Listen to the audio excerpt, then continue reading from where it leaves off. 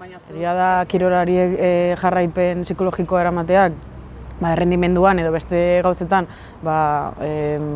ongi egingo diela, baina uste dut beste alderdietan ere haiek ondo egoteak kirolean ere asko egingo duela. Gainera uste dut ere garrantzitsua dela nola enfokatzen duzun kirola egitea, ez? Osea, kirolaren alderdian bakarrik psikologoa behar izateak ekartzen du agian kirola lehiakortasun gehiegi batekin jorratzea edo hor ongizatea ekarri baino zeozer negatiboa ekartzen duela, orduan agian ere kirolari beste esan nahi bat eman behar zaio psikologoaren laguntzarekin edo zuk kirola egiteko moduari beste zentzu bat eman. Baina, modu integral batean agian beti landu behar da ez gorputza eta burua, esango nuke. Bi alderdi daude ere ez, bakoitzak bere buruarekiko ondo egoteko kirola egitea edo lehiakortasuna sartzen denean, lehiaketak eta bar.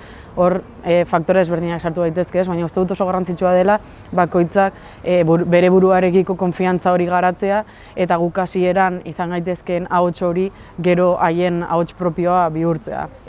Ondo edo gaizki atera saiatzen jarraitu behar dela, eta azkenean errendimendu hori erakusteko edo norberarengan konfiantza izatea dela garrantzitsua edo determinantea lan horretan. Uste dut hemen garrantzitsua dela beldurraren aurrean hartzen ditugun jarrerak pixkat aztertzea, ez? Beldurrak ditu 3 aterabide posible, pixkat blokeoa non ez dakit zer egin eta ez dut ez aurrera ez atzera egiten, saiespena dela, hau beldurra ematen dit hortaz ez dut egingo, edo egoerari aurre egitea, ez? Kasu honetan, beldurra diodanez sufritzeari edo zerbait gertatzeari lehiaketan zehar edo karreran zehar ez dut egiten edo beldurri daukat buruan une oro, ez? Baina kontuan izan behar dugu, beldur horren aurrean saiespena aktibatzeak aldiguna kendu, sentitzen dugun gaizki egon hori, baina aldizkigu kendu karrerak eman ditzaken beste gauza onpila bat, ez?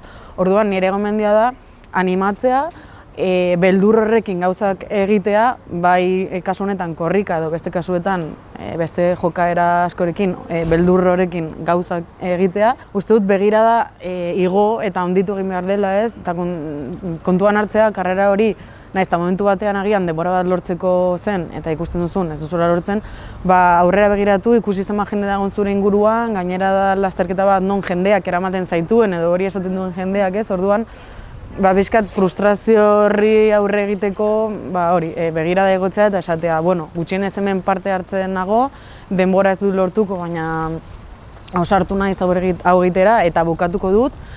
Eta iristen bada momentu bat, non ez duzun bukatzen ez da karrera hori, pentsatzea gero, gaurkoan ez da posible izan, baina beste aukera asko izango ditut entrenamendu guzti horien islada beste modu batean emateko, ez? Gehien bat disfrutatzea.